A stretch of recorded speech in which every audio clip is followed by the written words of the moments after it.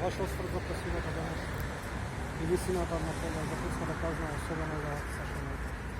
Добре, сами слушнате, сметам дека казната е кратка. Да се даде максимум за секој поединечно кривично дело, каде што поднесен обвинителен предвид, стварно мислам дека се дан прав. Нема да најдете во анализа на правосудството ни една пресуда каде што за обвинителен предвид е дадена максимална казна. Кажете ми сега, му беше определен ефективен притвор на Милков. Каква е процедурата? Судиката рече ќе биде прво поднесен во неговиот дом, а потоа во Добро, имаме право на жалба по добивање на решението.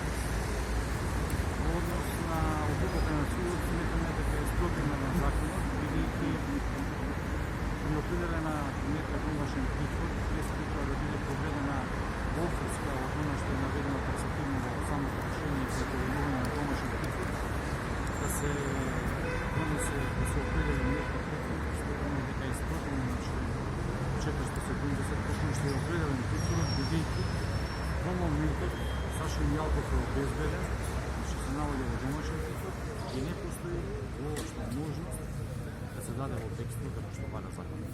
По тие причини